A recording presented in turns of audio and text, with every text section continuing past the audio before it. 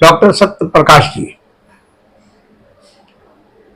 मैं आपसे बेहद प्रभावित हुआ हिंदी दिवस समारोह के अवसर पर, जब आपने मुझे बुलाया था शिवपुर के अपने कॉलेज में। तभी मैंने सोचा था कि ऐसे विद्वान शख्स का एक इंटरव्यू होना चाहिए, जैसे हम उर्दू में गुफ्तगू कहते हैं, आप हिंदी में बातचीत वार्तालाप भी कर सकते हैं। जी जी। आपको नेपाल सरकार ने भी सम्मानित किया, पश्चिमी बंगाल सरकार ने भी सम्मानित किया। तो सबसे पहले हम ये चाहेंगे, ये काम बहुत कठिन है। कठिन इस मामले में है कि आत्म परिचय देना सहज सरल नहीं होता है अपने बारे में। ये तो सही कहा आपने। अगर आदमी अपनी सच्ची बातें बताता है तो लगता है जैसे आत्मसलागा है, अपने मुंह में मिठ्ठू बोल रहा है। बिल्कुल सही बात। और अगर वो झेप जाता है और चंद बातें बताता है तो सुनने वाले को या देखने वाले को, जो हमारी गुफ्तगू सुन रहे हैं, उन्हें ऐसा लगेगा कि आदमी की तो इंटरव्यू के लायक ही नहीं था, ये तो कोई इसकी उपलब्धि ही नहीं है। मध्यम मार्ग अपना दोनों के बीच मार्ग का। से कि भाई आपको अपने बारे में, अपना नाम, अपने पिता का नाम, कहाँ के रहने वाले हैं, कितनी डिग्रियां हासिल की हैं और इस सेवा में आए, किस तरह आए और कितनी सेवा आप पूरा कर चुके हैं। और हिंदी में विशेष तौर पर फिर बाद में बात करेंगे कि आपने हिंदी में क्या अवदान रहा है, हिंदी सेवा के सिलसिले में विशेष रूप से बात करेंगे। तो पहले आप परिचय दे दीजिए। जी धन्यवाद। यह हमारा परम सौभाग्य है कि आप जैसे विद्वान व्यक्ति हमारा साक्षात्कार लेने के लिए आए हुए हैं। इसके लिए बहुत बहुत आपके प्रति मैं अपना आभार व्यक्त करता हूं। रही बात मेरे परिचय की, तो थोड़ा संक्षेप में बताऊं जी कि मेरा नाम डॉक्टर सत्य प्रकाश तिवारी है। हमारे पिताजी उत्तर प्रदेश के गाजीपुर जिले से जी आए थे। मूलतः हम लोग गाजीपुर जिले के रहने वाले हैं, लेकिन हमारा तो बचपन, जब 2 वर्ष की उम्र थी हमारी, जी तो पिताजी के साथ कलकत्ता आया। 2 वर्ष के बच्चे की उम्र समझ लीजिए कि यहीं का हूँ और कलकत्ता निवासी हो गए। सारी पढ़ाई लिखाई यहीं से हमारी है। गांव जाने आने का क्रम है, चलता रहता है। उर्दू के हमारे एक अभी बहुत बड़े कथाकार हैं जो मेरे रिश्तेदार भी हैं, अनीस रफी साहब। हाँ हाँ हाँ। तो वो भी बिहार के हाजीपुर जिला के। हाँ हाँ हाँ। अब लोग उनको कलकत्ते वाले ने लेकिन जाना आना हमारा है। गांव की बहुत सारी यादें हैं, तो जब समय मिलता है तो जरूर जाता हूं और जुड़ा रहने में अपना सौभाग्य भी समझता हूं। लेकिन बचपन से कलकत्ते में ही रह गया जी। और उसके बाद सारी पढ़ाई लिखाई यहीं पर हुई। कहाँ से क्या, जैसे स्कूलिंग कहाँ की, कॉलेज कहाँ किया, यूनिवर्सिटी कहाँ की? प्राथमिक शिक्षा हमारी काशीपुर के ही एक विद्यालय से हुई जी। और हाई स्कूल हावड़ा के जनता आदर्श विद्यालय से जी। उच्च माध्यमिक की परीक्षा मैंने पास की कलकत्ता के आदर्श माध्यमिक विद्यालय से जी। उसी दौरान एक घटना घटी थी जो मेरे जीवन की बहुत कठिन परिस्थिति थी। जी जी। आदर्श माध्यमिक विद्यालय में मैं पढ़ता था जी। तो हमारे पिताजी की मृत्यु हो गई, अकाल मृत्यु, हार्ट अटैक से जी। उसके बाद ऐसा लगा कि पढ़ाई छूट जाएगी, लेकिन हमारे कई अध्यापकों ने, जिसमें विशेष रूप से एक हीरालाल जायसवाल, एनपी सिंह जी, ये 2 ज्यादा याद आते हैं मुझे। इन लोगों ने बहुत समझाया कि तुम्हें पढ़ना चाहिए, आगे बढ़ने के लिए तुम्हारे अंदर बहुत क्षमता है। तो उन लोगों की बातें सुनते हुए मैंने अपने को थोड़ा ढालना शुरू किया और करते करते थोड़ी परिस्थिति ठीक हुई तो मैं शेख आनंद राम जयपुरिया कॉलेज में बीए हिंदी ऑनर्स के लिए दाखिला लिया जी। और वहां से बीए हिंदी ऑनर्स की परीक्षा उत्तीर्ण कर मैं कलकत्ता विश्वविद्यालय से एमए हिंदी की परीक्षा उत्तीर्ण किया। तत्पश्चात सेंट जेवियर्स कॉलेज कोलकाता से बीएड की परीक्षा उत्तीर्ण की और रविंद्र भारती यूनिवर्सिटी और राष्ट्रभाषा आलोचना संसद के संयुक्त तत्वावधान में ये कोर्स चलता था, डिप्लोमा इन ट्रांसलेशन का जी, जो हिंदी, अंग्रेजी, बांग्ला त्रिभाषीय था वह कोर्स जी। उसको भी मैंने सफलतापूर्वक पास किया जी। और बाद में मुझे लगा कि और भी कुछ करना चाहिए शिक्षा के क्षेत्र में, तो एमएड की परीक्षा भी पास की और कलकत्ता विश्वविद्यालय से पीएचडी की उपाधि भी मुझे हिंदी में जी प्राप्त हुई। क्या विषय था आपका? विषय था हिंदी कहानी में सांस्कृतिक संकट की पहचान। बहुत अच्छा, मैं भी कहानीकार हूँ इसलिए मुझे अगर ये किताब अगर आपके प्रकाशित हाँ, प्रकाशित हुई है, मैं आपको उपलब्ध करवा दूंगा। और पीएचडी कर ही रहा था, उसी दौरान हमारी नौकरी लग गई एक विद्यालय में, काशीपुर श्री सनातन धर्म विद्यालय जी, हाई स्कूल था, अब उच्च माध्यमिक हो चुका है जी। तो उसमें मैंने करीब 8 वर्षों तक अध्यापन कार्य किया। उसके बाद पश्चिम बंगाल कॉलेज सर्विस कमीशन की परीक्षा उत्तीर्ण किया, तो मुझे जलपाईगुड़ी जिले में एक नन्नू भट्टाचार्य स्मारक महाविद्यालय है, वहां नौकरी मिली। तो मैं यहाँ अपना इस्तीफा देकर वहां चला गया जी। और फिर पारिवारिक कारणों से कलकत्ता आना आवश्यक था, मेरे बच्चे का स्वास्थ्य वहां सूट नहीं कर रहा था, जिसके कारण मैंने पुनः परीक्षा दी, तो यह दीनबंधु कॉलेज मुझे मिला। यही क्या नाम है, पूरा नाम क्या है इस कॉलेज का? पूरा नाम है शिवपुर दीनबंधु इंस्टीट्यूशन कॉलेज जी। फिलहाल मैं यहाँ हिंदी विभाग में एसोसिएट प्रोफेसर हूँ और विभागाध्यक्ष भी जी। बताइए कि आप हिंदी के आदमी हैं और हिंदी की सेवा का मौका मिला, और ये सौभाग्य होता है कि आदमी को अभी अपनी अभिरुचि के काम में। मेरी रुचि जरा हिंदी के अलावा भी है, मैं हिंदी के अलावा नेपाली में, बांग्ला में भी बहुत रुचि रखता हूँ जी। इसलिए कि बांग्ला और नेपाली मुझे आती है जी। उर्दू साहित्य में भी रुचि रखता हूँ, लेकिन उर्दू मैं नहीं पढ़ पाता, इसलिए उर्दू के जो हिंदी में अनुवाद है, हाँ, वो उन कृतियों को पढ़कर मैंने कुछ कुछ लिखा भी है। हाँ, नहीं, आपकी भाषा और शैली में उर्दू शब्दों का मैंने हिंदी दिवस के दिन देखा कि आपकी भाषा जो है वो मिश्रित भाषा थी। अच्छा, अब हम गुफ्तगू का रुख थोड़ा सा बदलते हैं। जी, जी, जी। आप हिंदी सेवा में आपके अपने अवदानों के बारे में कुछ बताइए। बंगाल सरकार ने आपको सम्मानित किया, आपको नेपाल सरकार ने सम्मानित किया। देखिए, नेपाली वाला मुद्दा, हाँ, नेपाली वाला मुद्दा एक इत्तेफाक था, समझिए कैसे वो एक नेपाली के प्रति हमारी रुचि जागृत हुई जी। चूंकि हिंदी साहित्य का विद्यार्थी हूं, तो तुलसीदास को बराबर पढ़ा है हमने जी। और तुलसी हमारे प्रिय कवि हैं जी। उनका रामचरितमानस मुझे बहुत प्रभावित करता है, उससे काफी कुछ सीखा है मैंने अपने जीवन में। तो जब मैं जयगांव में नन्नू भट्टाचार्य स्मारक महाविद्यालय में पढ़ा रहा था, वह घटना बता रहा हूं आपको, वहां नेपाली भाषी समुदाय के लोग ज्यादा हैं। कुछ लोग आए, जिसमें एक शंकरनाथ प्रधान भी थे जी, बहुत मशहूर व्यक्ति हैं वहां के, साहित्यिक सामाजिक। तो कुछ लोग आए और मुझे कहे कि सर, आपको इस कार्यक्रम में मुख्य वक्ता के रूप में चलना है। भानुभक्त जयंती थी जी। मैं भानुभक्त का नाम सुना था, लेकिन भानुभक्त के बारे में मुझे बहुत कुछ पता नहीं था। मैंने कहा कि विद्वान आदमी को वक्ता के रूप में बुलाइए। उन्होंने कहा कि नहीं, आप यहाँ कॉलेज में प्रोफेसर हैं और प्रिंसिपल के चार्ज में टीचर इंचार्ज होता है, प्रिंसिपल नहीं रहने पर। तो टीचर इंचार्ज में था, तो मुझे उन लोगों ने कहा कि नहीं, आपको चलना होगा कम से कम आशीर्वाद देने के लिए। तो मैं कहा कि हाँ, आशीर्वाद देने के लिए बच्चों को चला जाऊंगा। सांस्कृतिक कार्यक्रम भी थे, हमारे कॉलेज के भी बच्चे उसमें भाग ले रहे थे। तो मैं गया, तो समझिए आशीर्वाद देने, लेकिन नेपाली समझने लगा था उस क्षेत्र में रहते हुए जी। तो वह कार्यक्रम करीब 3 घंटे तक चला जी। और तो उस संस्था का नाम है समाज कल्याण संघ जयगांव। 3 घंटे भानुभक्त के ऊपर नेपाली में सुनने के बाद मुझे ऐसा महसूस हुआ कि यह कवि तो तुलसीदास के नजदीक का मामला है। सही है, सही है। तो मैंने उन लोगों से अनुरोध किया, जब उन लोगों ने बुलाया कि आप आशीर्वाद दीजिए, तो मैंने कहा कि अब आया तो था आशीर्वाद ही देने, लेकिन अब मैं वक्तव्य दूंगा जी। वक्तव्य भानुभक्त इतने छू गए मन को जी जी। और मैंने अपनी बातें रखी और वहां एक वादा किया था कि तुलसीदास और भानुभक्त जी के तुलनात्मक अध्ययन के दृष्टिकोण को रखते हुए एक राष्ट्रीय संगोष्ठी का आयोजन मैं अपने कॉलेज में करवाऊंगा। और उस आयोजन को मैंने करवाया। पश्चिम बंगाल सरकार से उसमें 50,000 रुपए की मदद भी मिली थी जी। लेकिन और जो पैसे की जरूरत थी, स्थानीय लोगों ने और कॉलेज प्रशासन ने जी काफी मदद की, जिसके चलते वह सेमिनार हो सका। और उसमें तमाम कॉलेजों और विश्वविद्यालयों से लोग आए थे जी जी। वहीं से समझिए कि नेपाली साहित्य के प्रति हमारी रुचि बढ़ी और मैं भानुभक्त के रामायण को पूरा पढ़ गया जी। तुलसीदास का रामचरितमानस तो कई बार पढ़ा हुआ है ही।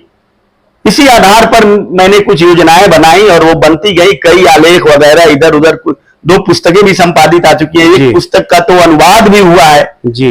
और वह पुस्तक अनुवाद किस भाषा में हुआ? नेपाली में हुआ है, नेपाली। वह तुलसीदास और भानुभक्त वाली ही। तो जब यह पुस्तक आई तो अब पुस्तकें तो कहीं ना कहीं से किसी प्रकार चली जाती है, कैसे कैसे नेपाल भी चली गई जी।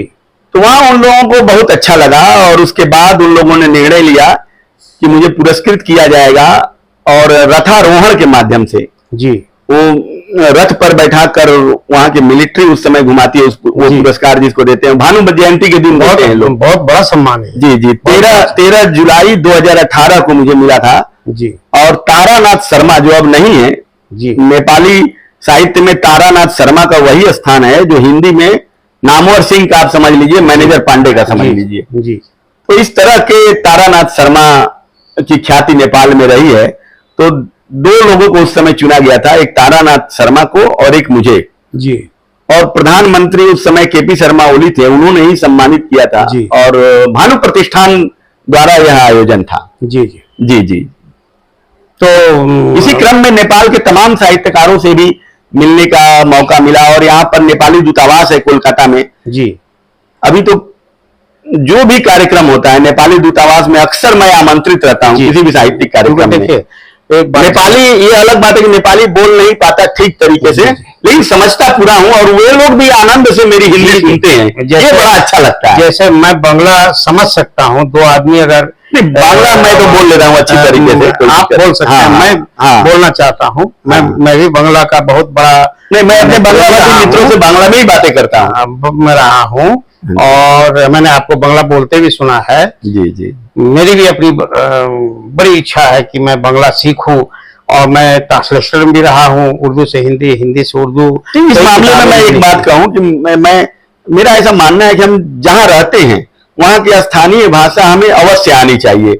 और देखिए बांग्ला यहाँ की प्रमुख भाषा है, तो वो तो मैंने सीखी है अपनी रुचि से, लेकिन जब मैं उत्तर बंगाल गया जी तो नेपाली के प्रति भी एक आकर्षण इस भानुभक्त के चलते हमारे मन में हुआ और मैंने नेपाली की बातचीत करते करते तुलसी जी ने कन्वर्ट किया नेपाल की तरफ। अगर आप तुलसी भक्त नहीं होते, तुलसी के साहित्य का अध्ययन नहीं किए होते तो आपको तुलनात्मक अध्ययन का विचार भी नहीं आता।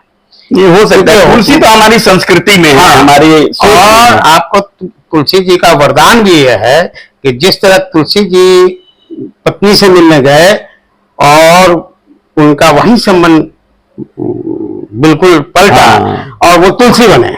पहले पति थे, उसके बाद वो तुलसी हुए। जी जी। और उनका स्थान आज जो है अक्षुण्ण है। जी जी। उनके स्थान को कोई पूरा नहीं कर सकता, उनका कोई सब्स्टिट्यूट नहीं है, नहीं है, उनका कोई बदल नहीं है। तो ये आपको तुलसी जी का आशीर्वाद प्राप्त हुआ और तुलसी जी के आशीर्वाद से आपको नेपाल का सम्मान मिला।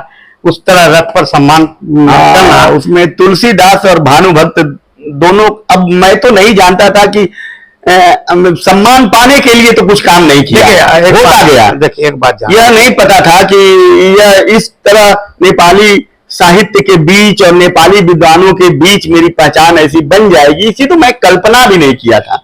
लेकिन मेरे कई नेपाल के मित्र हैं, आपको बताऊं एक मजेदार रोचक बात। बिल्कुल। नेपाल के कई साहित्यकार हैं, प्राज्ञ हैं, 2-3 से तो ऐसी मित्रता है कि क्या कहूं। उनमें से किसी एक ने कहा था एक बार मुझे कि तिवारी जी, आपके बारे में जब मैं सोचता हूं ना तो मुझे लगता है कि पहले आप नेपाल के ही नागरिक रहे होंगे, इस जन्म में भारत में पैदा हो गए। ये प्रेम भी अपने आप में बहुत अद्भुत है। होता है क्या? और पता है मुझे भी नेपाल कभी दूसरा देश नहीं लगता। नेपाल में गया हूँ, मैं भी गया, एक बार सम्मान के समय और दूसरी बार परिवार को लेकर गया। हम भी परिवार को लेकर घूमे, अंतर ही नहीं लगा कि अपने घर में ही है, दूसरे घर में। बहुत कल्चर मिलता जुलता है। तो मेरे मन में आया कि क्यों नहीं, मेरी उर्दू तो मेरी अपनी है, मातृभाषा है, हिंदी राष्ट्रभाषा है, तो क्यों नहीं मैं ऐसा काम करूं कि मातृभाषा और राष्ट्रभाषा का सेवक बनूं। ये मेरे मन में भाव आया, उत्तम विचार, बहुत भाव आया और मैंने इसी उद्देश्य की पूर्ति के लिए मेहनत शुरू की। तो मेरी कई किताबें ट्रांसलेशन, वो तो आपने बताई, मैं पता है, और वो खुदाबख्श लाइब्रेरी जैसी प्रतिष्ठित संस्थान ने, जो भारत सरकार के अधीन है, जी जी, कुछ नहीं मुझसे कर, राजभाषा से संबंधित नहीं, वो वहाँ बहुत ऐसी किताबें जो रेयर किताबें, उनका ट्रांसलेट मुझसे करवाया। ऐसा भी बहुत जीवन में अभी काम करना बाकी, अभी एक काम कर रहा हूं मैं जी। अभी पूरे विश्व में उस पर कोई काम नहीं हुआ है, न नेपाल और भारत में ही होगा तो होगा। जी। हिंदी के बहुत प्रसिद्ध कवि हैं नागार्जुन जी, और नेपाली कवि है युद्ध प्रसाद मिश्र। नागार्जुन को मुझे देखने का मौका मिला है, आप तो देखे ही है। नागार्जुन और युद्ध प्रसाद मिश्र पर मैं तुलनात्मक अध्ययन एक कर रहा हूं जी। उस पर हो सकता है अगले वर्ष तक, फरवरी मार्च तक पुस्तक आ जाए, लिख रहा हूं। जी जी। क्योंकि तमाम दायित्व तो हिंदी के हैं, सही है, और रुचि नेपाली और बांग्ला में भी है। जी। तो इसलिए तुलनात्मक कार्यों में थोड़ी मैंने विलंब हो जाता है। तो आप ये बताइए कि ये बंगाल सरकार ने जो आपको सम्मान दिया, ये तो मैंने सुना, मेरी इच्छा भी थी कि मैं आपको सम्मान लेते हुए देखूं, और ये मेरा सौभाग्य है। देखिए, इसके पहले मुझे 2 सम्मान मिले हैं, एक नेपाल से, एक इंग्लैंड से। जी। इंग्लैंड किसी कारण में आमंत्रित था, जा नहीं पाया था, लेकिन वो सारा सम्मान उन लोगों ने काठमांडू एक आयोजन करके वहां मुझे दिया। जी। लेकिन चूंकि क्या है ना कि अपने घर में जी सम्मान पाने का जो एक जी महत्व होता है, जी, जो खुशी होती है, जी, वो मुझे इस बंगाल सरकार के शिक्षा रत्न से हुई है। अपने घर में सम्मानित होना बहुत बड़ी बात है। और अपने बारे में बताइए कि आप कितनी किताबें लिख चुके हैं, ताकि लोग जाने कि आप कौन कौन किताब लिख रहे हैं। और मेरी आलोचनात्मक अभी एक पुस्तक आई हुई है जी, सांस्कृतिक संकट और हिंदी कहानी जी, और 2 पुस्तकें लिख रहा हूं। एक तो अंतिम क्षण में है और एक का कार्य अभी आधा अधूरा हुआ है। तो एक है ललिता प्रसाद शुक्ल जी, व्यक्तित्व और कृतित्व जी, यहाँ कलकत्ता विश्वविद्यालय के आचार्य थे, उन्होंने हिंदी की सेवा के लिए बहुत कुछ किया है बंगाल में, उन पर वो पुस्तक मैं लिख रहा हूं। और दूसरा नेपाली और हिंदी के 2 कवियों का, एक नागार्जुन का जो मैंने जिक्र किया, युद्ध प्रसाद मिश्र का, यह काम चल रहा है। और करीब 7-8 पुस्तकों का मैंने संपादन किया है जी, जिसमें प्रमुख रूप से रविंद्रनाथ और हिंदी साहित्य, सांस्कृतिक अस्मिता के प्रतीक तुलसीदास और भानुभक्त, हिंदी साहित्य विविध आयाम जी, पूरे पश्चिम बंगाल के कहानी के पाठ्यक्रम को समेटते हुए हिंदी कहानी संवेदना के धरातल पर एक पुस्तक है, उसका मैंने संपादन किया है। देश के कई लेखकों ने उसमें, नामी गिरामी लेखकों ने उसमें अपना आलेख दिया है।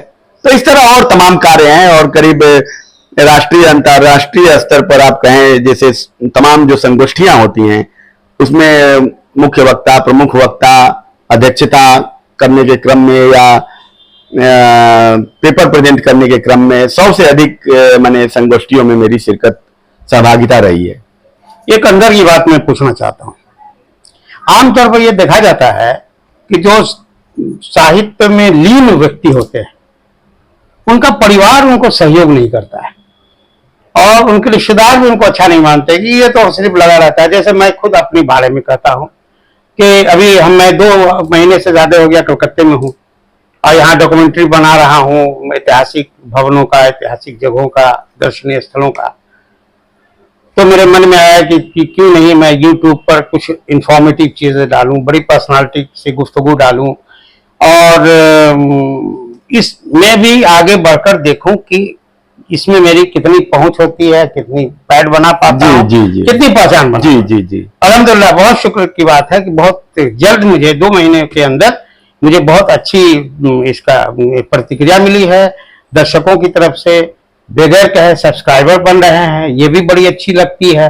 कह के बनवाना, हाँ, और खुद दबाव देकर बनवाना। आप तो विषयों का ऐसा चुनाव कर रहे हैं ना कि जो इंटेलेक्चुअल वर्ग है आपको जुड़ेगा। हमने कहा भी अपने वीडियो में कि मैं सबके लिए वीडियो नहीं बनाता हूँ, मेरा इस मामले मेरा अपना खास, इस मामले में जो पारिवारिक सहयोग का आप कर रहे हैं, इस मामले में मैं थोड़ा सौभाग्यशाली हूँ जी, इसलिए कि जैसा कि आपको बताया कि उच्च माध्यमिक में था, तभी पिता की अकाल मृत्यु हो गई जी। उस समय मुझे पहली बार यह समझ में आया कि एक स्त्री यदि पढ़ी लिखी है तो कैसे अपने परिवार को समेट सकती है। हमारी माता जी ने जिस प्रकार संबल प्रदान किया जी जी, और हमारी एक मौसी है जी, शीला मौसी हम लोग कहते हैं, नाम शीला है तो शीला मौसी कहते हैं। और मौसी जी का एक पत्र आया था मुझे मेरे जीवन में, जिसमें उन्होंने एक लाइन लिखी थी। मैं अपने बच्चों से भी उसका जिक्र करता हूँ, आपको आज सुनाना चाहूंगा। आप तमाम लोगों के लिए। पंक्ति मुझे याद है, मैं बहुत घबराया हुआ था और तमाम तकलीफ उस समय दिक्कतें थी, कुछ अध्ययन की भी असुविधाएं थी। तो उन्होंने लिखा था मेरे दुख को देखते हुए कि प्रिय बेटा सत्यप्रकाश, जीवन में निराश नहीं होना चाहिए जी, परिश्रम करते रहना चाहिए। एक बात ध्यान रखना कि जिस प्रकार छोटा नाला बड़े नाले से, बड़ा नाला नदी से और नदी समुद्र से मिलकर अनंत में विलीन हो जाता है, व्यापक परिदृश्य तैयार करता है, उसी प्रकार अपने जीवन में हमेशा अपने से अच्छे लोगों का साथ करना। मौसी जी की वो बात, वो चिट्ठी अभी भी हमारे फाइल में है, बहुत अच्छी, मेरे सर्टिफिकेट के साथ रहती है। जीवित है, हाँ। उनको मेरा सलाम। जरूर जरूर। इसलिए कि मौसी जी ने आपको सूत्रवाक में आपको जीवन संघर्ष का एक मंत्र दिया। आपको बताऊं कि मेरी माता जी और मौसी जी का बहुत बड़ा योगदान है। और उसके बाद मेरी जब शादी हुई उसमें भी मैं भाग्यशाली हूँ। आप शादी कहाँ की? शादी बलिया की लड़की है जी। और चूंकि नौकरी में यहाँ करता था और संबंध हमारे गांव से हैं, तो शादी ब्याह हमारा उधर ही ज्यादा होता है। अभी तक सबका क्या नाम है पत्नी का? पत्नी का नाम सुनीता तिवारी है। सुनीता जी। और उनको भी मैं सलाम पेश करता हूँ। जी धन्यवाद। और सबसे अच्छी बात यह है कि सुनीता का हमेशा हमारे साहित्यिक कार्यों में सहयोग रहता है। यदि उसका सहयोग नहीं रहता ना तो मैं इतना कर भी नहीं पाता। सच्ची बात यही है, उनके सहयोग नहीं हो तो आदमी कभी भी। इस मामले में मैं धनी हूँ, इस मामले में मैं धनी हूँ, इस मामले में मैं भी धनी हूँ। हाँ जी जी। और लेकिन तमाम कुछ थोड़ी विपरीत परिस्थितियां जो आप जिक्र कर रहे थे, रिश्तेदार वगैरह, तो वो सब छोड़ दीजिए। दुनिया जहान बहुत बड़ी है जी जी। आपके अपने भी अगल बगल के लोग कई बार आपसे ईर्ष्या करने लगते हैं, तो आप नजरअंदाज कीजिए। आप यदि ये सोचिएगा कि अगले ने क्या किया, मैं नहीं सोचता कि उसने ये कह दिया तो उसको 3 दिन लेकर घूमू, छोड़ दो उसको, ठीक है। सही बात है। मेरे पिताजी एक बात कहते थे, उनकी बात याद रहती है कि बेटा यदि आदमी किसी लायक बन जाए ना तो गरीब की आंखों में आंसू उसके चलते ना आए, या ध्यान रखना चाहिए। और यदि बड़ा से बड़ा अधिकारी भी हो, वह गलत बात कर रहा है तो उसकी आंखों में आंखें डालकर बात करने की क्षमता होनी चाहिए। ये मैंने पिता से सीखी है और वो मेरे अंदर जितना हो सकता है। मैंने भी अपनी माता श्री जो अभी जीवित हैं, 90 साल प्लस हैं, तो उन्होंने बचपन से मुझे योद्धा बनाया और कहा कि बेटा तुम एक ही से डरना, बकिया किसी से मत डरना, ऊपर वाले से, खुदा से डरना। और सत्य के मार्ग पर कभी तुम रुकना मत। तुमको संघर्ष जितना करना पड़े तुम करना, विजयी तुम ही होगे। काम बहुत है, इतना करना चाहता हूं ना, इतना काम है रुका हुआ, लेकिन चूंकि एक सरकारी नौकरी के कारण भी तो दायित्व रहते हैं तमाम। हमारे जो दायित्व हैं उसका पालन करने के बाद ही मैं बाकी कार्य कर सकता हूं। मैं भी सरकारी पारिवारिक दायित्व नौकरी में रहते हुए मैंने साहित्य की सेवा की, बेहतर समझ सकते हैं। साहित्य की सेवा की और संस्था की भी सेवा, और खास तौर से हमारी जो रुचि है जी, नेपाली हिंदी वाला जो मामला है, तो मैं जो काम करता हूं वहां तो हिंदी पढ़ने पढ़ाने से हमारा मामला ज्यादा है।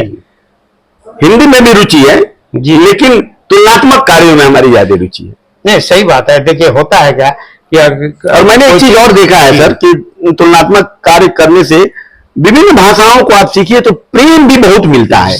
2 भाषाएं जब एक साथ मिल जाती हैं तो वो भाषा भाषी से भी जुड़ा होता है, उन भाषाओं से भी जुड़ा होता है। तो ये बहुत अच्छी बात। आपके बच्चे कितने हैं? 2 बच्चे हैं, एक बेटा एक बेटी। बेटा 12वीं कक्षा में पढ़ता है, श्रेयांश तिवारी। बिटिया